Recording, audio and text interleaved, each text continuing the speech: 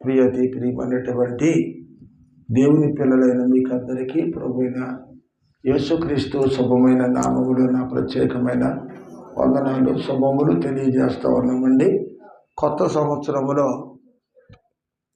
ఇదే మొట్టమొదటి ఆదివారము మరి కొద్ది మాటలు దేవుని యొక్క సన్నిధిలో మనం విందాం. ఈ సంవత్సరము దేవుడు మనకు సంఘానికి అనగా మనందరికీ ఇచ్చినటువంటి వాగ్దానము ఏంటంటే, ఇది నా నామమున మీరు నన్నేమి అడిగినను నేను చేతును అని వాగ్దానం వచ్చింది. యోహాను సువార్త 14వ అధ్యాయము 14వ వచనాన్ని దీన్ని పురస్కరించుకుని కొన్ని మాటలు ఈ వారము విందామండి. తర్వాత నేను చెప్పినట్లుగా వచ్చే ఆదివారం ఎవరో ఒకరు సిద్ధపడండి. ఎవరో వాగ్దానం నాకు ఇస్తే ముందుగానే తెలియజేసి ఈ వారం నేను వాక్యాన్ని సిద్ధపరచుకొని వచ్చే ఆదివారం వాక్యం చెప్తాను. మీ అందరి వాగ్దానాలు అంటే ఇంట్లో పత్తి చుండే పదని కాదు, మెయిన్ చర్చకు వచ్చే వాళ్ళు వాగ్దానాలు ఒక్కొక్క వాగ్దానం ఒక్కొక్కరు ఇస్తే నేను మీ వాగ్దానాన్ని పెట్టి ప్రసంగం చేస్తాను. ఈ సంవత్సరం నా వాగ్దానం ఇది బాగా మీకు తేటగా అర్థమవుతుంది. ఈరోజు నీ వాగ్దానం కోసం విందాం. యేసుక్రీస్తు ప్రభులు వారు ఈ లోకంలోకి వచ్చినప్పుడు ఆయన తన శిష్యులను అడుగుతూ ఉన్నాడు. ఏమనంటే తన శిష్యులతో చెప్తున్నాడు, నా నామములో మీరు నన్నేమి అడిగినా నేను మీకు చేస్తాను అన్నాడు. ఎందుకు ఈ మాట ప్రభు అనవలసి వచ్చిందంటే, ఒకసారి ఒక శిష్యుడు అంటున్నాడు, ప్రభువా నేను నా భార్యని, నా పిల్లలను, నా కుటుంబాన్ని, తల్లిదండ్రులను సమస్తాన్ని విడిచిపెట్టి నిన్ను వెంబడిస్తున్నాము కదా, మేము నిన్ను వెంబడిస్తున్నాము కదా, మరి నిన్ను వెంబడించినట్టుకు నిన్ను స్తుతించేటట్లు నీ నామాన్ని మేము ప్రకటిస్తున్నందుకు నువ్వు మాకేమీ ఇస్తావు, మాకేం చేస్తావని చెప్పి అడుగుతూ ఉన్నారు. ఎవరైనా ఒక రైతు అమ్మ 10 మంది ఉడుపుకి రండి అని పిలిచేటనుకోండి, పరిగెత్తికి వెళ్ళిపోతారా? వెళ్ళరు. అయ్యా కూలీలాగా ఉంది, మీరు ఎంత కూలి ఇస్తారు, ఎంతమంది వస్తాం అని మనం అడుగుతాం, కూలి మాట్లాడుకుంటాం. అలాగే శిష్యులు కూడా ఒక సందర్భంలో ప్రభువుని అడుగుతూ ఉన్నారు, మేము సమస్తాన్ని విడిచిపెట్టి నిన్ను వెంబడిస్తున్నావు, నువ్వు మాకేమీ ఇస్తావు అని. ప్రియమైన వారిని ఇక్కడ జాగ్రత్తగా గమనిస్తే, యేసుక్రీస్తు ప్రభువు ఆయన సృష్టికి ఆది సంభూతుడు, భూమిని ఆకాశాన్ని కలగజేసిన వాడు, తన నోటి మాటతో తన స్వహస్తాలతో మనందరినీ కూడా చేసుకున్నటువంటి దేవుడు. మనకి ఏది అవసరమో మనకంటే ముందుగానే ఈ యొక్క ఏదోని తోటలో రకరకాల ఫలాలను దేవుడు ఏర్పాటు చేశాడు. అంటే ఆయన పిల్లలకు ఏది అవసరమో ఆయనకి తెలుసు. మనం అడగవలసిన అవసరత మనకి లేదు. ఇక్కడ ఏమంటున్నాడంటే, నా నామమున మీరు నన్నేమి అడిగినను నేను చేస్తాను అన్నాడు. అంటే మీరు ఎవరి మట్టికి వాళ్ళు అడిగితే ఇస్తాను అని అంటున్నా. ఎవరిని నామములు అడగాలంటే యేసయ్య నామములో. మనం ప్రార్థన చేసినప్పుడు కూడా ఆఖరిని ఒక మాట అంటాం, ఏమది? యేసు నామములో ప్రార్థన చేస్తూ ఉన్నాము తండ్రి. అంటే మనం ఏ నామములో ప్రార్థన చేస్తూ ఉన్నాం? యేసు నామములో ప్రార్థన చేస్తూ ఉన్నాం. ఇక్కడ యేసు ప్రభు ఏం చెప్తున్నాడంటే, నా నామములో మీరు ఏది అడిగినా నేను చేస్తాను, నేను ఇస్తాను అన్నాడు. అయితే ఇప్పుడు ఇస్తానన్న దేవుడు నమ్మదగిన వాడా, అపనమ్మకస్తుడా? వాగ్దానం చేసిన వాడు నమ్మకమైన వాడా, లేకపోతే అపనమ్మకస్తుడా? అంటే ఆయన నమ్మదగిన వాడు. ఆయన మాట ఇచ్చి తప్పని దేవుడు. మాట తప్పడానికి ఆయన నరుడు కాడు. మాట తప్పడానికి మన వంటి స్వభావము కలిగిన దేవుడు కాడు. ఆయన సర్వోన్నతుడి కనుక మాట ఇచ్చాడు అంటే ఏది ఏమైనా భూమి ఆకాశములు తల్ల కిందలైన భూమి ఆకాశములు గతించిన నా మాటలు ఏమార్థకము నిరార్థకములు కావు అన్నాడు. ఎందుకు ఈ మాట అన్నాడు యేసుక్రీస్తు? ఒకవేళ అన్నీ కూడా పోతే పోవచ్చేమో, కానీ నేను మాట ఇస్తే కనుక దానిని మీ ఎడల నేను నెరవేరుస్తాను అంటున్నాడు. దేవునికి స్తోత్రం, హల్లెలూయా. ప్రియమైన వారులారా, మరి ఈ రోజుని దేవుడు నీకు ఇస్తాను అని ఆయన వాగ్దానం చేశాడు. మరి ఈరోజు నీవైనా నేనైనా మనమైనా ఏమడగాలి? ఏమడగాలి? ఈ లోకంలో మనం ప్రభువుని ఏమడగాలి? మీరు అడగండి నేను ఇస్తాను అంటున్నాడు. ఏమడుగుదాం? ఏం కావాలని అడుగుదాం? మొట్టమొదట మన ఆత్మీయ జీవితం బాగోవాలి. ప్రభువా నీవు నాకు రక్షణ కావాలి, రక్షణ కోసం ఎదురు చూస్తూ ఉన్నాను, నాకు అనుకూలత దయచేయండి, అడ్డుబండలను తొలగించండి, ఆటంకాలను తొలగించండి. ఈ నూతన సంవత్సరంలో నేను రక్షణ పొందాలని కోరుకుంటున్నానయ్యా. అనేకమైన ఆటంకాలు వస్తున్నాయి, అనేకమైన అడ్డుబండలు ఎదురవుతున్నాయి. ముందుకు వెళుతున్నాను కానీ సాతానుడు ఎదరికి వెళ్ళనవటల్లా. ఏదో ఒక అడ్డుబండ వేస్తూ ఉన్నాడు. ఏదో ఎవరో ఒకరి ద్వారాగా బాప్తిజానికి ఎదరికి వెళదామంటే వెనకలు ఆగుతూ ఉన్నాడు. ఆటంకాలు తొలగించి ఈ నూతన సంవత్సరంలో సంపూర్ణంగా నీలో నేను ఎదగాలని కోరుకుంటున్నానయ్యా. నీ రక్షణ నాకు కావాలయ్యా. నాకు రక్షణ దయచేయి ప్రభువా. మొట్టమొదట అడగవలసింది రక్షణను గురించి అడగాలి. అడగండి నేను ఇస్తాను అన్నాడు కదా అని మనం వేయబడితే అడగకూడదు. ఏది అవసరమో నీకు సాధ్యము కానిది ఏమైతే ఉందో, నువ్వు అసాధ్యమైనది ఏముందో, నీ వల్ల కానిది ఏముందో, అప్పుడు ప్రభు అన్నాడు, నీకు కానిది నన్ను అడుగు, నేను నీకు ఇస్తాను, చేస్తాడు ఖచ్చితంగా. అంచేత మొట్టమొదటిగా దేవుడు అంటూ ఉన్న మాట, నీవు ఏది అడుగుతావు నా నామములో నేను నీకు చేస్తాను. ఒకవేళ నీ కడుపును పుట్టిన బిడ్డలకు నువ్వు అడిగింది చేయలేకపోవచ్చు. నీ కడుపును పుట్టిన బిడ్డలకు వాళ్ళ కోరికలు ఒకవేళ నువ్వు తీర్చలేకపోవచ్చేమో, కానీ మనం నమ్ముకున్న దేవుడు అంటున్నాడు, నీ ఏది అడిగినా నేను చేస్తాను. మన పరలోకపు తండ్రి మీకు ఏది అవసరమో నేను చేస్తాను. నువ్వు అడిగినా చేస్తాను, అడగకపోయినా చేస్తాను. తల్లి తన బిడ్డకు పాలు ఏ సమయాన్ని ఇవ్వాలో తల్లికి తెలియదా? బిడ్డ ఏడిసేదాకా కూర్చుంటుందా? బిడ్డ అడిగేదాకా కూర్చుంటుందా తల్లి? బిడ్డకి ఎన్నిసార్లు పాలు ఇవ్వాలో, ఎన్నిసార్లు మరి స్నానం చేయించాలో, ఎన్నిసార్లు బట్టలు మార్చవలసి వస్తుందో ఇవన్నీ తల్లి గమనిస్తూ ఉంటుంది. ఒకని తల్లి వాణిని ఆదరించిన దానికంటే ఎక్కువగా నేను నిన్ను ఆదరిస్తాను అన్నాడు.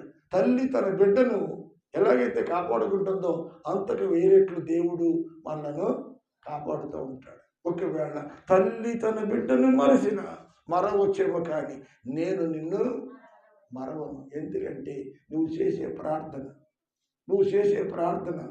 నువ్వు ఆయన పనిలో నీవు తెరవబడిన హృదయాలతో, తాపబడిన చేతులతో గుప్పులు విప్పి ప్రతి రూపాయి ప్రభు కొరకు నువ్వు ఎంతైతే ఖర్చు పెడుతున్నావో అంతగా 100 రెట్లు ప్రభు ఖచ్చితంగా నీ పట్ల ఒక ప్రత్యేకమైన ఉద్దేశాన్ని కలిగి ఉంటాడు.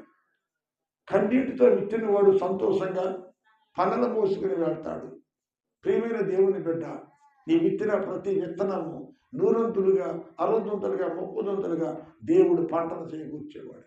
ఈ రోజు నీవు దేవునికి 1000 రూపాయలు ఖర్చు పెట్టావా, 10,000 ఖర్చు పెట్టావా, 1,00,000 ఖర్చు పెట్టావా, అది కేవలం నీకు విత్తనాలు మాత్రమే.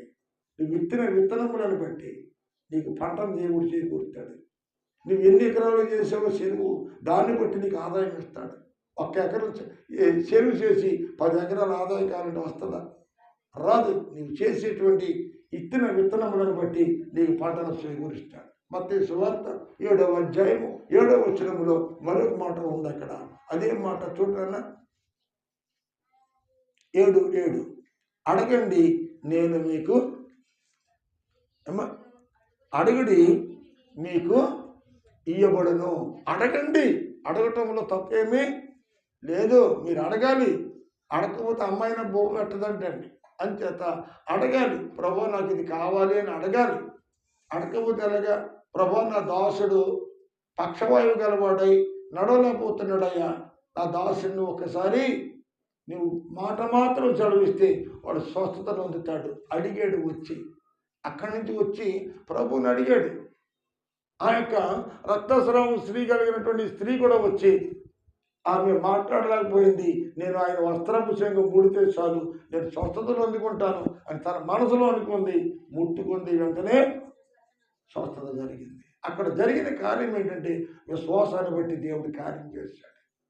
నీవు అడుగు, అడగటంలో తప్పలేదు. నీకు ఏది అవసరమో అడుగు, ప్రభు ఇస్తాడు. ఆయన ఇవ్వలేదంటూ నీకు ఏది లేదు. ఈ సంవత్సరం ఇల్లు లేదా? ఇల్లు అడుగు, ఇస్తాడు ప్రభు. ఎందుకవుడు? విశ్వాసంతో అడుగు, నమ్మకంతో అడుగు. నీ ఎవరి పిల్లలు ఉన్నారా? వాళ్ళకి వివాహం చేయలేని దుస్థితిలో నీవు ఉంటే ఉండవచ్చేమో, కానీ నీకు గర్భఫలాలను ఇచ్చిన దేవుడు నీవు అనుకున్న దానికంటే రెట్టింపు ఆశీర్వదించబడిన ఇంట్లోనికి నీ కూతురైనా నీ కొడుకైనా మంచి బంధుత్వాన్ని దేవుడు నీకు తీసుకొస్తాడు, మంచి సుతారుగా తీసుకొస్తాడు. ఎవరి బిడ్డలకు వివాహ విషయంలో కానీ, లేకపోతే నీవు తగినటువంటి రోగంతో ఎవరితో చెప్పుకునేటువంటి బాధలతో నీవు కుంగిపోతున్నా సరే, దేవుడు నీ సన్నిధిలో ఆయన నువ్వు మొరపెట్టినప్పుడు ఆయన నీకు సహాయము చేస్తాడు. కుటుంబంలో కావచ్చు, వ్యక్తిగతమైన దాంపత్య జీవితంలోనే కావచ్చు, భర్త విషయంలో కావచ్చు, భార్యల విషయంలో కావచ్చు, పిల్లల విషయంలో కావచ్చు, లేకపోతే చివరికి జ్ఞానం విషయమైనా సరే, మీలో ఎవరికైనా జ్ఞానం కొదువుకుంటే నన్ను అడగండి, నేను మీకు సమృద్ధిగా జ్ఞానాన్ని ప్రసాదిస్తాను అంటున్నాడు. దేవుణ్ణి అడిగి తెలుసుకోవాలి, అడిగి సంపాదించుకోవాలి. దేవుణ్ణి అడిగి మనము పొందుకునే వారిగా ఉండాలి. కనుక దేవుడు అంటున్నాడు, నీవు అడిగింది నేను చేస్తాను. ఈ క్రీస్తు సమాజ మందిరములో నీ ఒక వ్యక్తిగా అంటుకట్టబడిన వ్యక్తిగా నీవు ఉంటే, ఒక అంటుకట్టబడిన బిడ్డగా నీవు ఉంటే, సమాజ మందిరంలో ఆయన మందిరంలోని ఆయన గోడలో ఒక ఇటుకగా ఒక పనిముట్టుగా నీవు ఉన్నట్లయితే, నీవు నిలబడితే ఆయన నీ పట్ల ఒక అద్భుతాన్ని చేయటానికి సిద్ధంగా ఉన్నాడు. దేవునికి స్తోత్రం. అడుగుము, నువ్వు అడిగింది నేను నీకు చేస్తాను. నా నామములో నువ్వేమడిగినా నేను చేస్తాను. నా నామములో నువ్వు అడిగింది యేసు నామములో అడగాలి. అందుకే ప్రార్థనలు ఎన్ని గంటలు చేసినా లాస్ట్కి వచ్చేటప్పటికి యేసు నామములో ప్రార్థన చెయ్యాలి. ఆ మాటను అనకుండా ప్రార్థన చేస్తే ఆ ప్రార్థన ఎలాంటిదంటే ఉప్పు లేని కూర లాంటిది, ఉప్పు లేని కూర లాంటిది, రుచి లేని సంభాషణ లాంటిది. అందుకే నీవెంత సేపు ప్రార్థన చేసినా ఆఖరిని యేసు నామములో నేను ప్రార్థన చేయుచున్నాను ప్రభువా అనే మాటతో ఆ ప్రార్థన ముగింపవుతుంది. అంతని ఆమేన్. ఆమేన్ అంటే అలాగూ జరుగునుగాక. ఆమేన్ అనగా అలాగూ జరుగునుగాక అంటే దేవదూతలు తదస్తు అంటే ఏంటండి, అలాగే మీకు జరుగునుగాక. మీరు అడిగేది నమ్మకంగా అడగాలి. దేవునికి స్తోత్రం. హల్లెలూయా. రెండవదిగా ఏమన్నాడు అక్కడ, అడుగుడి మీకు దొరుకును, వెతుకుడి మీకు దొరుకును. అడగడి మీకు ఇయ్యబడును. అడిగితే నేను ఇస్తాను, వెతకండి, వెతికితే నేను మీకు దొరుకుతాను అన్నాడు. ఎక్కడ వెతకాలి? బజార్లో వెతకాలా, సంత వీధుల్లో వెతకాలా, బస్ స్టాండ్లో వెతకాలా, రైలు స్టేషన్లో వెతకాలంటే ఎక్కడ వెతకాలి? ఆయన సన్నిధిలో మోకాళ్ళు ఊని కన్నీరు కాడుస్తూ ప్రార్థనలో ఆయనను నేను వెతికేవారిగా ఉండాలి. ప్రార్థనలో వెతకాలి. ఆయనని వెతుకుతూ ప్రార్థన చేయాలి. వెతుకుతూ నువ్వు ప్రార్థన చేసిన రోజుని ఆయన అంటున్నాడు, అడుగుడి నీకు ఇవ్వబడును, వెతుకుడి నీకు దొరుకును. వెతికితేనే దొరుకుతుంది, వెతకని వారికి దొరకదు. దేవునికి స్తోత్రం. హల్లెలూయా. ఏదైనా పనిముట్టు పాడేసుకున్నప్పుడు దాన్ని జాగ్రత్తగా వెతకాలి. అలా వెతకాలమ్మా, జాగ్రత్తగా వెతకాలి. విలువైన పనిముట్టును జాగ్రత్తగా వెతుకుతావు, విలువ లేని పనిముట్టుని అటు బిట్టిగా వెతుకుతాం. అంచేత దేవుడు విలువైన వాడు కనుక, ఏదడిగినా చేసేవాడు కనుక ఆయన్ని మనము ప్రార్థనలో వెతకాలి. వెతకడమే కాకుండా ఆయన్ని అడిగేవారిగా మనము అడగవలసిన రీతిలో మనం ఆయన్ని అడగాలి. దేవునికి స్తోత్రం. హల్లెలూయా. తర్వాత మత్తయి సువార్త 21వ అధ్యాయము 22వ వచనాన్ని చదువుకుందాం. మత్తయి సువార్త చూడండి, 21 అధ్యాయము 22వ వచనం చూడండి. మరియు మీరు ప్రార్థన చేసేటప్పుడు వేటిని అడుగుదురో అవి దొరుకునని నమ్మిన ఎడల మీరు వాటన్నిటినీ పొందుదురని వారితో చెప్పాడు. దేవునికి స్తోత్రం. మీరు ప్రార్థన చేసినప్పుడల్లా, అర్థమవుతుందా మీకు? మీరు ప్రార్థన చేసినప్పుడల్లా మీరు ఏమేమి ప్రార్థన చేస్తున్నారో, ప్రార్థనలో ఏమేమి విషయాలు అడుగుతున్నారో, అడిగిన వాటన్నిటినీ కూడా ప్రభు మనకి దయచేశాడు, అడిగిన వాటన్నిటినీ ప్రభు మనకి ఇచ్చి ఉన్నాడు అని మనం ఏం చేయాలంట? నమ్మవలయను కదా. అంటే ఇక్కడ మనం జాగ్రత్త గమనించవలసింది ఏంటంటే, అడగటం వేరు, నమ్మకంతో అడగటము వేరు. ఇక్కడ మనం దేంతో అడగాలంటున్నాడు దేవుడు? నమ్మకంతో అడగాలి. ప్రభు నేను ప్రార్థన చేశాను, ప్రభు నా ప్రార్థన ఆలకించాడు, నేను అడిగిందంతా ఆయన నాకు ఇస్తాడు కాదు ఇచ్చాడు అని అంటున్నాడు. అక్కడ ఇస్తాడు కాదు ఇచ్చాడు అని నమ్మాలి. మనకు రాకముందే వచ్చింది అని అనుకుంటే వస్తుంది ఖచ్చితంగా. జరగకముందే జరిగింది అని ప్రార్థన చేస్తే ఆయన ఏమంటాడంట? ఆమేన్. అంటే జరగకముందే జరిగినట్లుగా ఆమేన్ అంటే తదస్తు, అలాగే మీకు జరుగును గాక. ఏం చదివాడు మళ్ళీని? మత్తయి సువార్త 21:22 మళ్ళీ చదవండి ఒకళ్ళు. మరియు మీరు ప్రార్థన చేసేటప్పుడు ఏటిని అడుగుదురో అవన్నీ కూడా మీకు దొరికినాయని నమ్మిన ఎడల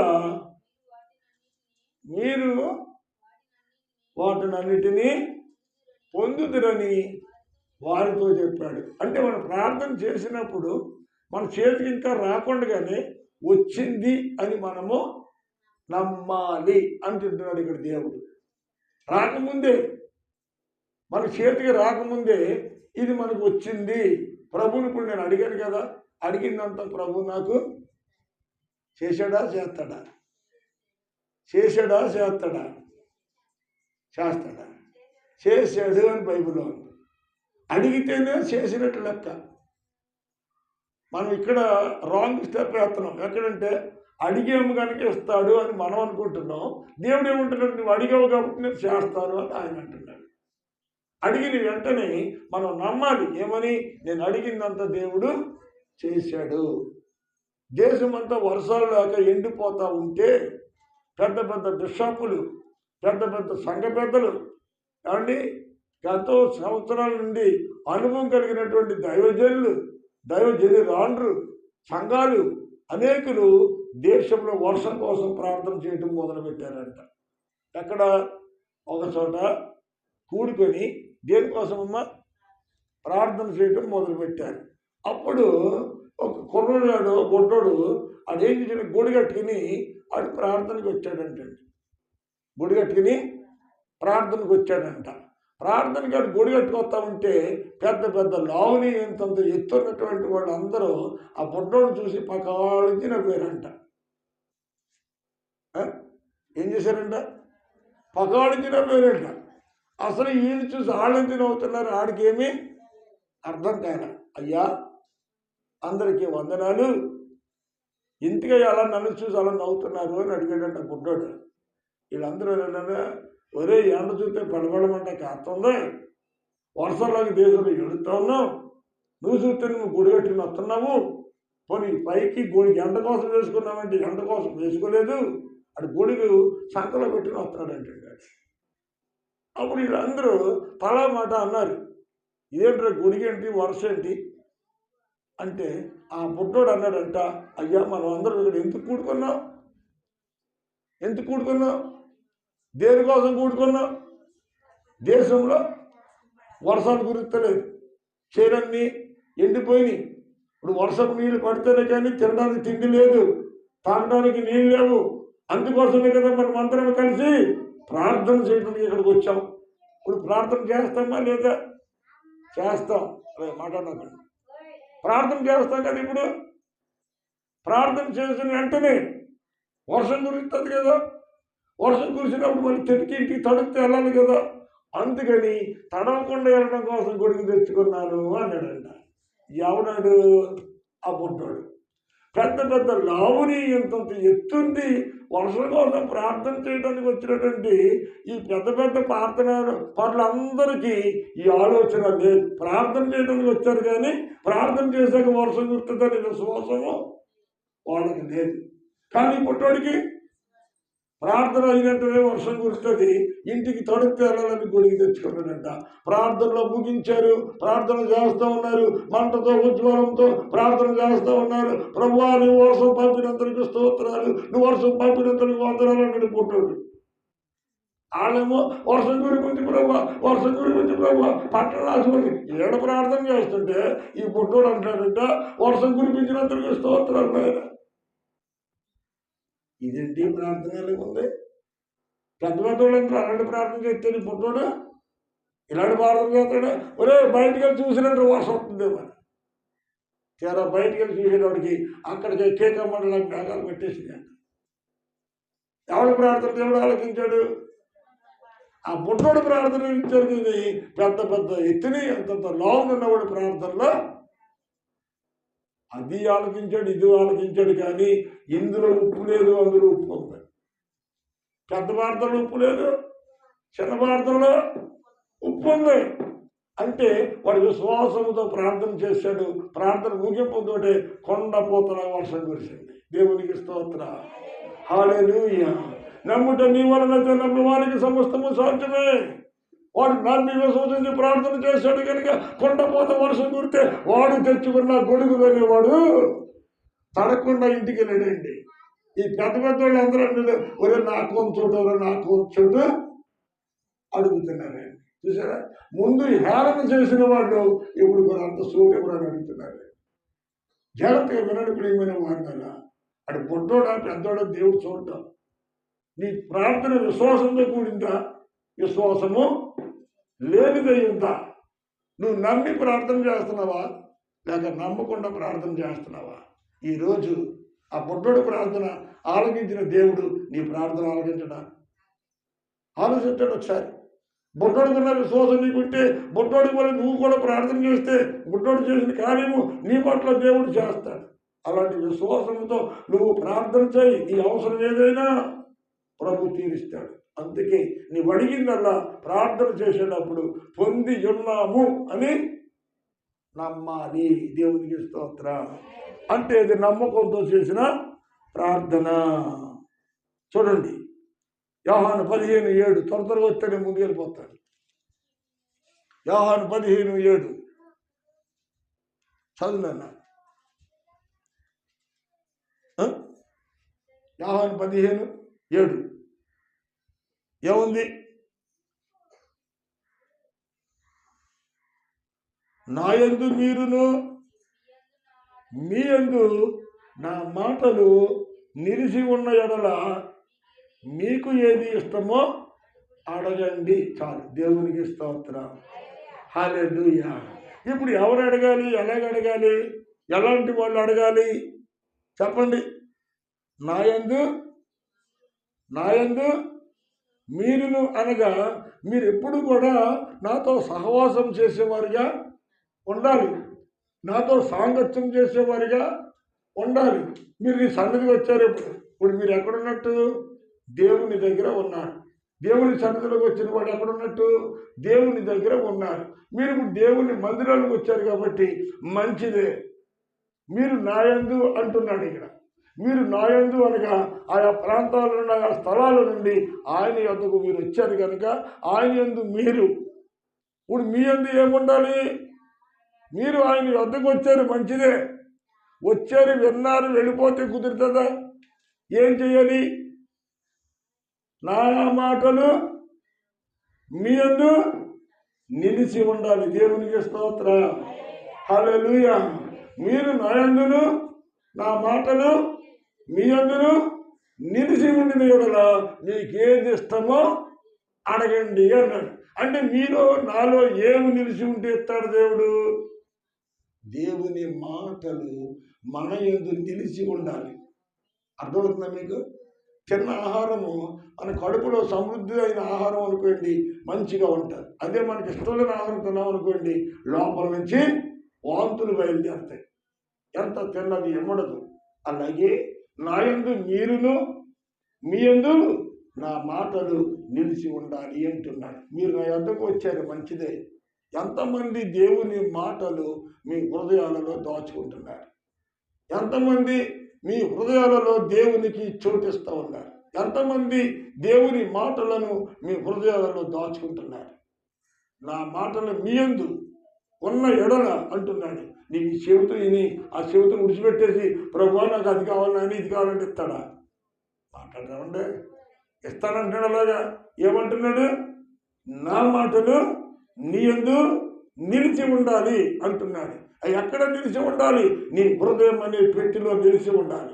దేవుని వాక్యం అనే ధనము నీ హృదయం అనే పెట్టిలో నిలిచి ఉంటే నీకేది ఇష్టమో అప్పుడు నన్ను అడుగు, నేను నీకు ఇస్తాను. ఇవ్వటానికి ఒక కండిషన్ అంటే ఇక్కడ చూడండి, దేవుడు కండిషన్ పెట్టాడు. అంటే కానీ అడుగుతున్నాడు ఇచ్చేస్తానని లేదు. ముందు మాట బాగానే ఉంది కదా, మీకు ఏది ఇష్టమో అడగండి నేను ఇస్తాను అన్నాడు. వాగ్దానం బాగానే ఉంది. కానీ మిగతా విడిచిపెట్టేది వాడు ఒకటే పట్టుకుంటే కుదురుతుందా? జరుగుద్దా? జరగదు. అంచేత మీరు నా యందును నా మాటలు మీ నిలిచి ఉన్న ఎడల మీకేది ఇష్టమో అడగండి, అప్పుడు నేను మీకు ఇస్తాను. మీరు నా సన్నిధికి రావాలి, నా మాటలు మీరు హృదయంలో భద్రముగా దాచుకోవాలి. అంటే మీరు విన్న మాటల ప్రకారంగా మీరు నడిచిన రోజుని మీకేది ఇష్టమో నన్ను అడగండి, నేను మీకు ఇస్తాను. మీకు ఇష్టం వచ్చింది కాదు, మీకు ఇష్టమైనట్టు కాదు, ఆయనకి ఇష్టమైనట్టుగా మనము నడవాలి. మీరు నా యందు నా మాటలు మీ యందు నెరవేర్చబడాలి. అంటే దేవుని చిత్తానుసారంగా మనము నడవలసిన వారు ఉన్నాం. ప్రియమైన వాళ్ళారా, దేవుని చిత్తానుసారంగా మనం నడిస్తే దేవుడు మనకు కొదవ చేస్తాడా? దేవుడు మనకు దరిద్రం కొలుగు చేస్తాడా? యథార్థవంతులకి ఏది కొదవై ఉండదండి. యథార్థవంతులకు ఏమేను కొదవై ఉండదని వాక్యము చదివిస్తాం. అంచేత నీవైనా నేనైనా ఈరోజు ఎవరైతే ఆయన దగ్గర ఉన్నారో, ఎవరు అయితే ఆయన దగ్గరుండి ఆయన మాటలు తమయందు దాచుకున్నారో అటు వాళ్ళు ఏది అడిగినా దేవుడు ఇస్తాడు. ఆయన మాటలు నీయందు ఉంటేనే నువ్వు అడిగింది ఇస్తాడు. కానీ ఆయన మాటలు నీయందు భద్రముగా ఉంచకపోతే నీవేది అడిగినా ఆయన చేసే పరిస్థితి మాత్రము ఉంటుంది. అలాంటి వాడికి జరగకపోతే జరగకపోవచ్చు. అంతేగాని అప్పుడప్పుడు నేను అడుగుతాను, అమ్మ పోయిన ఆదివారం వాక్యం ఏంటి? చాలా మందికి ఏముండదంట, ఎవడు గుర్తుంటుంది ఇప్పుడు దాకానా? ఎవడు గుర్తుంటా? ఎందుకుంటుంది? లోపల పెట్టంత లోపలంటే దేవుని మాటలు నీకెలా గుర్తుంటాయి? దేవుని కార్యం నీకెలా గుర్తుంటుంది? ఇవాళ ఆదివారం ఆరాధనకి వెళ్ళాలన్నటువంటి గుర్తు నీకెందుకు ఉంటుంది? ఆదివారం మందిరం కోసం ఎదురు చూస్తూ ఉంటావు. రేపు ఆదివారం ఇవాళ సిద్ధపడి రేపు మందిరాలకు వెళ్ళాలి అని అనుకుంటాం. ఒక్కొక్కడు ఏంటి ఇవ్వాలంటే ఇవాళ ఆదివారమా, బాప్తిజం తీసుకున్నా, రక్షణ పొందినా, పక్కన దేవుని మందిరం వెళ్తుంటే ఆనందం చూస్తే ఆదివారం గుర్తురాదు. ఆదివారం గుర్తురాడు, అడిగి దేవుని వాక్యం గుర్తుండదు. నీ మొక్కం నా మొక్కం ఆరు మొక్కం అంటే దేవుని మాటలు గుర్తురావు. లోకంలో ఉన్న పెంటంతా లోపల దాచుకుంటే లోపల ఉన్న పరిశుద్ధ దొరుకుతుంది. దేవుని మాట జీవజలముల కంటే మాధుర్యమైనవి. ఆయన మాటని హృదయంలో దాచి ఉంటే కనుక, ఆయన మాట తప్పు నువ్వు నడిస్తే, నీవైనా నేనైనా నడిస్తే కనుక నీకేది ఇష్టమో అప్పుడు అడుగు, నేను నీకు. అంతేకాని పోయిన ఆదివారం ఆవిడ గుర్తుంటుంది. పోయిన ఆదివారం గుర్తు రాకపోతే కిందటి ఆదివారం ఏం తిన్నావో చెప్పమంటే గుర్తుంటుంది. మటన్ తిన్నావా, చికెన్ తిన్నావా, రొయ్యలు తిన్నావా, కిందటి ఆదివారం ఏం తెచ్చుకున్నావంటే బాగా గుర్తుంటుంది. కానీ మొన్న ఆదివారం వాక్యం ఏమన్నామంటే గుర్తు చెప్పట్లేదు. మీరు వంటలేదు. ఎందుకని వంటలేదు? ఎందుకని వింటలేదంటే మన లోక సంబంధమైనటువంటి అన్ని మనలో ఉన్నాయి, కానీ ఆత్మ సంబంధమైనవి మన హృదయం అనే పెట్టిలో ఉండాలి అంటున్నాడు దేవుడు. దేవుడు చెప్తున్న మాట, నా మాటలు నీవు నా యందును నా మాటలు నీ యందును నిలిచి ఉంటే నీకు ఏది ఇష్టమో అడుగు, నేను నీకు ఇస్తాను అన్నాడు. ఎంతకంటే ఇంకేం చెప్పాలి? ఆయన అరటి పండు వచ్చినట్టుగా చెబుతున్నాడు. ఆయన నీవు నా యందు నా మాటలు నీ యందు ఉంచుకో, జాగ్రత్తగా భద్రపరచుకో. నీకు ఏది తక్కువ రాదు, నీకు ఏది అవసరమో నేను నీకు ఇస్తాను. దేవునికి స్తోత్రం. హల్లెలూయా. 15-16 వచనం కూడా చూద్దామా? మీరు నా పేరట ఏముంది అక్కడ? మీరు 15-16 రా. యోహాను 15-16 చదువు. గట్టిగా చదువురా. మీరు నన్ను ఏర్పరచుకొనలేదు, మీరు నా పేరట తండ్రిని ఏమి అడిగెదరో అది ఆయన మీకు అనుగ్రహించును. దేవునికి స్తోత్రం. నా నామమున మీరు తండ్రిని ఏమైతే అడుగుతారో అది తన కుమారుని మహిమపరచబడు నిమిత్తమై నా తండ్రి మీకు ఆ విషయాన్ని చేస్తాడు. నా నామములో తండ్రిని మీరు ఏమడిగినా ఆయన కూడా చేస్తాడు. నా నామములో ఏది అడిగినా యేసు ప్రభు నామములో మాత్రం అడగాలి, యేసు నామములో మాత్రం అడగాలి. మనం మీ ఎవరికైనా ఏదైనా చేసామనుకోండి, ఎవరికైనా ఒక పూట భోజనం పెట్టామనుకో, ఏ రకంగా పెట్టాలి? యేసు నామములో పెట్టాలి. ఎవరికైనా 10 రూపాయలు సాయం చేస్తామనుకో, ఎవరి నామములో చేయాలి? యేసు నామములో చేయాలి. నీవేది చేసినా యేసు నామములో చేస్తే దాని ప్రతిఫలం 100 రెట్లు దేవుడు నీకు ఇస్తాడు. చివరికి నువ్వు భోజనం చేసినా ఎవరిని మహిమపరిచి నువ్వు భోజనం తెచ్చా, దేవుని మహిమపరిచి దేవుని మహిమార్థమై నువ్వు భోజనం చేయాలి. నువ్వు భోజనం చేసినా ఆయన మహిమపరచాలి. ఈరోజు దేవుడు నీకు పిడికిడు అన్నం పెట్టి కానీ గంజేసి అన్నం తినమనలా ఉడిపేసుకొని సంతోషంగా తిను. ఈరోజు గంజి ఉడిపేసి దేవుడు నాకు మంచి ఆహారము ఇచ్చాడు. ఈ ఆహారం కూడా లేని వాళ్ళు ఎంతోమంది ఉన్నారు. 20 పోస్టులు ఉన్నవాళ్ళు అని నువ్వు తృప్తి పొంది ఆ గంజి అన్నము ఉల్లిపాయ నుంచి తింటే దేవుడు నీ పట్ల నా పట్ల సంతోషిస్తాడు. కారణం ఏంటో తెలుసా?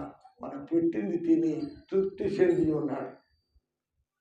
నేను పెట్టిన ఆహారాన్ని తిని తృప్తి చెంది ఉన్నాడు కనుక మరి కాంత పెట్టాలి అని దేవునికి ఆసక్తి వస్తుందండి మన మీద. అంచేత మనం ఏది అడిగినా ప్రార్థన చేస్తాం.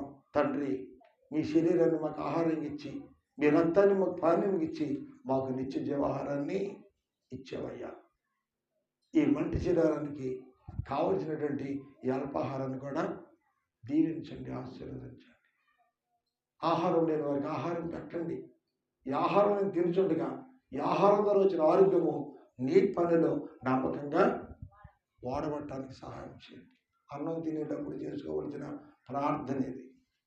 అన్నం తినే ముందు చేసుకోవలసిన ప్రార్థన. ఈ ప్రార్థనతో నువ్వు చేసుకొని అన్నం తింటే నువ్వు రాళ్ళు తిన్నా సరే అరుగుతాయి. సగం రైతులు నువ్వు రాళ్ళు తిన్నా సరే పులితేనే పడదని అరుగుతుంది. ప్రార్థన అరగొట్టేస్తుందండి. అర్ధరైతుడు 1 గంటకి నువ్వు ఏదైనా తెల్లారు పులితేనే పోయి చదువుకోబోతుంది ఊరంతా. అవునా కదా? ప్రార్థన చేసి తించుడు, ప్రార్థన లేకుండా పెంచుడు. ప్రార్థన ద్వారా దేవుడు ఆహారాన్ని పరిశుద్ధపరుస్తాడు. అంచేతే అన్నం తిననా నీళ్లు తాగినా మనకు ఎవరికైనా ఏదైనా పెట్టినా ఈ రోజున మీరందరూ కలిసి సేవకుడికి సేవకురాలకి బట్టలు పెట్టారు. ఎవరిని బట్టి పెట్టారు? మీరు యేసు నామములో పెట్టారు. కాబట్టి దేవుడు రేపు వద్దని అంటాడు, నేను వస్త్రహీనుడనై ఉండగా మీరు నాకు వస్త్రాన్ని ఇచ్చారు. నేను దప్పుకున్నప్పుడు దాహముతో అలమటిస్తూ ఉంటే అనేకులు చూసి చూడటం వెళ్ళిపోయారు. కానీ మీరు గుక్కుడి నీళ్లను కడుగునడా పట్టుకొచ్చి పోసారు. నా దప్పుకి తీర్చారు. మీరు నా దప్పుకి తీర్చారు. ఇప్పుడు జీవజల ఓటలను మీకు నేను ఇస్తాను. ఆహారం లేనప్పుడు ఆహారం పెట్టారు, వస్త్రం లేనప్పుడు వస్త్రం ఇచ్చారు, నీళ్ళు లేనప్పుడు నీళ్ళు ఇచ్చారు. ఇన్ని రకాలుగా చేసిన మీరే నా తల్లియు నా సహోదరులు అన్నాడు దేవుడు. యేసు నామములో మీరు ఇచ్చిన దాన్ని నిర్లక్ష్యంగా దాన్ని వాడకూడదు. ఎంతో పవిత్రంగా వాడాలి. దేవునికి స్తోత్రం. హల్లెలూయా. మీరైనా నేనైనా ఏది చేసినా దేవుని నామము మహిమార్థమై మనము చేయాలి. దేవునికి స్తోత్రం. హల్లెలూయా. దేవునికి మహిమ కలుగును గాక. దేవునికి మహిమ కలగాలి, మనకి ఘనత రావాలి. దేవుడికి మనం మహిమ కొలిస్తే దేవుడు మనలను ఘనపరుస్తాడు. ప్రియమైన వాళ్ళారా, అందుకే మీరు నా పేరట తండ్రిని ఏమడిగినా తండ్రి మీకు చేస్తాడు. తండ్రి మీద ఆధారపడదాం, దేవుడి మీద ఆధారపడదాం, మనుషుల మీద వద్దండి. మీరైనా నేనైనా మనమందరము కలిసి తండ్రి మీద ఆధారపడితే తండ్రి మనకి ఏం అవసరమో ఆయన ఇస్తాను చేస్తాను అంటూ ఉన్నాడు. దేవునికి స్తోత్రం. మరో మాట, ఈ మత్తయి సువార్త 7వ అధ్యాయము 9వ వచనంలో మాట ఉంటుంది. చూడమ్మా. 9లో ఏముంది ఒక్కసారి? వారితో ఇలాగని చెప్పి గలిలయలో ఎన్నో వచ్చిన నాన్న ఏం చదువుకుంటున్నాము? మత్తయి 7:9 చదువు.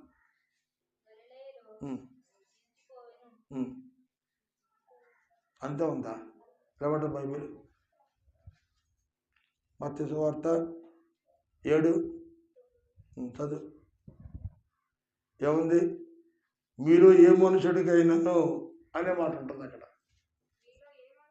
అది మీరు ఏ మనుషుడికైనాను తన కుమారుడు తన రొట్టెను అడిగిన ఎడల వానికి రాతినిచ్చిన. చూడండి, మీ కడుపును పుట్టిన బిడ్డకు ఆకలి అవుతుంది. అమ్మా ఆకలిగా ఉంది, తినడానికి అంత రొట్టె ముక్క ఏదైనా పెట్టమని నీ కడుపును పుట్టిన బిడ్డ నిన్ను అడుగుతూ ఉంటే నువ్వేం చేస్తావు? ఏం పెడతావు? దేవుడు అడుగుతున్న ప్రశ్న ఇది. నీ కడుపును పుట్టిన బిడ్డకి అమ్మ ఆకలిస్తుంది, నాకు రొట్టె ముక్క కావాలి అని అడిగితే నీ కొడుకుకి లేక నీ కూతురికి రొట్టె ముక్కనిస్తావా? లేక రొట్టె ముక్కకు బదులుగా ఒక రాతి గూడనిచ్చి ఇదే రొట్టె ముక్క తినమని ఆ రాయిని నీ కొడుక్కి కూతురికి ఇస్తావా? నీవు అమ్మ ఆకలవుతుంది అన్నం పెట్టమంటే అన్నం పెడతావా, సున్నం పెడతావా నీవు నీ బిడ్డకి? దేవుడు అడుగుతున్న ప్రశ్న అది. నీ కడుపును పుట్టిన బిడ్డ ఆకలవుతుందని నేను అన్నం అడుగుతూ ఉంటే, నేను రొట్టె అడిగితే రొట్టెకి బదులుగా నీవు రాతినిస్తావా? నీ బిడ్డకి రాళ్ళు తిరిగిస్తావా నీవు? అంత దౌర్భాగ్యమైనటువంటి స్త్రీ ఎవరైనా ఉంటారా? ఏ తల్లి ఏ తండ్రి అయినా ఉంటారా? అవసరమైతే కడుపు కొట్టుకొని తన బిడ్డకైనా ఇప్పుడు అన్నం పెట్టుకుంటారు, కానీ తన కన్న బిడ్డ అన్నం అడిగితే రాళ్ళు పెడతారు కడుపు నింపుకోమని అంటారా? అక్కడ ఏమంటున్నాడు ఆయన? మీ బిడ్డలు మిమ్మల్ని రొట్టెను అడిగితే మీరు రాతినిస్తారా అని అడుగుతున్నాడు ఆయన. ఈ రాతినిచ్చేవాడు ఎవడు చెప్పండి? రొట్టెనిచ్చేవాడు యేసయ్య అయితే రాతినిచ్చేవాడు ఎవడు? సాతానుగాడు. మత్తయి సువార్త 4వ అధ్యాయంలో యేసు ప్రభు మంచి ఆకలితో ఉన్నప్పుడు ఆకలితో అలమటిస్తూ ఉన్నావు. ఎంతసేపు తండ్రి తండ్రిని ఏడుస్తావు నీవు? ఎంతకాలం నువ్వు ఆకలితో అలమటిస్తావు? ఈ రాళ్లను రొట్టెలుగా మార్చుకొని తిని కడుపు నింపుకోమన్నాడు. రాళ్ళని రొట్టెలుగా మార్చుకొని అవి తిని నీ కడుపు నింపుకోమంటున్నాడు. ఎవరు? సాతానుగాడే. చూసారండి, సలహాలు చెప్పేవాళ్ళు అందరూ ఎవరంట? సాతానుగాడు. యేసు ప్రభు సహాయం చేస్తూ ఉంటే సాతానుగాడు ఏం చెప్తాడమ్మా? సలహా చెప్తున్నాడు. మనకి ఏదైనా కార్యక్రమం వచ్చినప్పుడు సలహా చెప్పేవాళ్ళు అవసరమా, సహాయం చేసేవాళ్ళు అవసరమా? అందరూ చెప్పాలి. సలహా చెప్తే కడుపు నిండిద్దా? సాయం చేస్తే కడుపు నిండిద్దా? సాయం చేసేవాళ్ళు కావాలి, అవునా? ప్రార్థన చేసే నోరు కంటే సహాయం చేసే చెయ్య నిన్న అన్నారు. ప్రార్థన ఉండాలి, సహాయము ఉండాలి. కానీ ఈడేం చెప్తాడంటే ఈ రాళ్ళను రొట్టెలుగా మార్చుకొని తినొచ్చు కదా. కొంతమంది ఈ ఒడికి తినడానికి కూడా బతకమేనండి. భర్త అక్కడికి వెళ్ళాడు అనుకోండి, పిల్లలు బళ్ళు తినేస్తారు అనుకోండి, ఒంటరిగా ఉంటుంది మనిషి. ఒక్కదానికి ఏం వండుకోలే కదా, నా ఒక్కదానికి ఏం వండుకోని చెప్పి బతకెళ్తా. ఎక్కువగా చేసేది ఆడవాళ్ళు చేస్తూ ఉంటారు ఇలాంటి పనులు. నువ్వు చివరికి ఏమైపోతావు? తినే తిండి గుప్పుడు మెతుకులని తినకపోతే ఇంటి సాగిరి చేయాలి. తినే మధ్యలో గుప్పుడు మెతుకులు కూడా భర్త కోసమేమో భర్త బయటికి వెళ్ళి తినొస్తాడు, పిల్లలు బళ్ళకి వెళ్ళాడు తినొస్తారు. నువ్వు కడుపు మార్చుకుని ఇంటి పని చేయాలంటే ఎలా చేయగలుగుతావు? చేయలేవు. నువ్వు బలంగా ఉంటేనే భర్త బలంగా ఉంటాడు, నువ్వు బలంగా ఉంటేనే పిల్లలు బలంగా ఉంటారు. ఇంటికి యజమానుడు మగోడైనప్పటికీ ఇల్లుని చక్కబట్టవలసినటువంటి బాధ్యత స్త్రీ మీద ఆధారపడి ఉంటారు. స్త్రీ బలంగా ఉండాలి. అంచేత సోమరితనం భోజనం దగ్గర పనికిరాదండి. సోమరితనం మన భోజనం దగ్గర వండికి తినడానికి మనం బద్దకం కనుక చైతన్యుడు కూడా ఏం చేస్తాడంటే నేను ఈ రాళ్ళని రొట్టెలుగా చేసి తినేయచ్చు కదా. వండుకోమని చెప్పట్లేదండి, చేసుకుని తినేయచ్చు కదా. ఈ రాళ్ళు దొట్టుగా మార్చి చేయొచ్చు కదా. యేసుప్రభు అన్నాడు, మీరు చెడ్డవాళ్ళు అయ్యండి, మీరు మాట ఇస్తారు కానీ మీరు నెరవేర్చరు.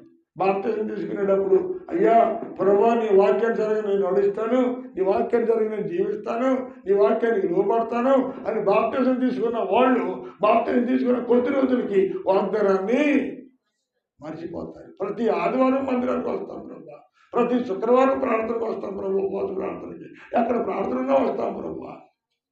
అన్ని ప్రమాణాలు నీటిలో ఉంచిన ప్రమాణం చేస్తాం కానీ బాప్తిజం నీటిలోని ముగిలి పై వేసేటప్పటికి మళ్ళీ అడ్రస్లు, చాలామంది అడ్రస్లు ఉంటాయి. నీటిలో నుంచి లేచిపోతే సరిపోద్దా అని కన్నబెట్టికి పురుడు స్నానం చేయితే సరిపోద్దా? ఆ పిల్లకి తల్లి యొక్క స్తన్యపానాలు ఇవ్వద్దా? స్తన్యపానాలు లేకుండా పిల్ల బతుకుద్దా? అలాగే నువ్వు పాపపు మరకలతో ఒకసారి నువ్వు బాప్తిజం తీసుకున్నావు, పైకి లేచావు, పాపపు మరకలు కడగబడ్డావు. కడగబట్టిన నీకు ఇప్పుడు ఏం కావాలి? ఆత్మ సంబంధమైన ఆహారం కావాలి. అది ఆత్మ సంబంధమైన వాక్యం అనే పాలను అపేక్షించాలి. అప్పుడే జన్మ, అప్పుడే పుట్టినటువంటి బిడ్డకి పాలు కావాలి. ప్రభు నందు అప్పుడే బాప్తిజం తీసుకుని నూతన జన్మ అనుభవాన్ని కలిగిన నీవు ఏం కావాలి? నీకంటే మాంసం వల్ల చేపల వల్ల పనికిరావు. వాక్యం అనే పాలనే నువ్వు అపేక్షించాలి. అప్పుడు ఆత్మలో బలంగా ఉంటుంది. ప్రియమైన దేవుడు బిడ్డలారా, ప్రభు అంటున్నాడు, నా కుమారుడే నా కుమార్తె క్రీస్తు యేసునందున్న కృపచేత నీవు బలవంతుడవు కమ్మా. దేవుని వాక్యం బోధిస్తూ ఉంది. మీరు చెడ్డవారయ్యండి, మీ పిల్లలు అడిగితే బంగారు ఇస్తున్నారు. మీ చెల్లెలకు మీరు అన్నం రొట్టెను అడిగితే రాళ్ళని ఇస్తారా? అయితే ఆఖరిగా ఒక మాట 11లో చూద్దాం. చూడండి 7:11 ఏముంది?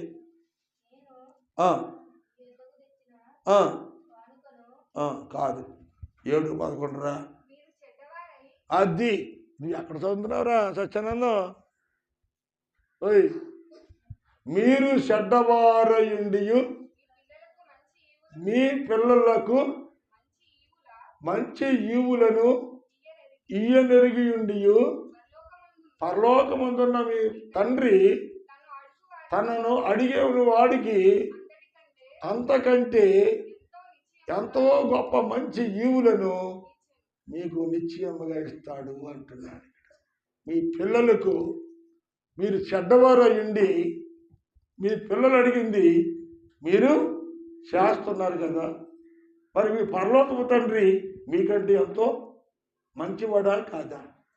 నీకంటే, నాకంటే, మనందరికంటే, ప్రపంచంలో ఉన్న ప్రతి మనిషి కంటే ఎంతో మంచివాడైనా ఎవరైనా మీ పరలోకపు తండ్రి ఎంతో మంచివాడు. నీ కడుపుని పుట్టిన బిడ్డకి అన్నం అడిగితే ఆడికి అన్నం పెడుతున్నావు నమ్మకంగా. ఎవరో ఒకరు పొట్ట కొట్టి నీ బిడ్డకి పొట్ట నింపుతారు, అవునా? ఆఖరికి ఏది లేకపోతే మన పొట్ట కట్టుకుని మన బిడ్డలకి అన్నం. ఇంట్లో సోడలు ఏమున్నాయి? 3 మనుషులు తినాలి, సరిపోతాయా? కాదు 4 తినాలి, సరిపోతాయా? చాలు. అవసరమైతే తన భర్త భోజనం పెడుతుంది, తను పడుస్తుండి తన 2 బిడ్డలకి చెరుకుప్పుడన్నం పెట్టి తల్లి పొట్ట మార్చుకుంటుంది. తల్లి తన కడుపు మార్చుకుని తన బిడ్డలు కడుపు నింపుతుంది. ప్రియమైన దేవుని బిడ్డలారా, ఈ రోజుని తల్లి తన కడుపు కట్టుకొని 4 బిడ్డలకి కడుపు నుండి అన్నం పెడుతుంటే 4 కొడుకులుండి ఈ రోజు ఒక తల్లికి పిడికి అన్నం పెట్టడానికి ఒక నెల నా ఇంట్లోనూ, ఒక నెల ఆడింట్లోనూ, ఇంకో నెల ఈడింట్లో.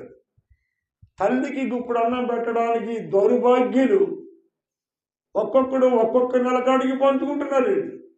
మరి తల్లి 4 కొడుకులను ఒకేసారి పెంచలేదా?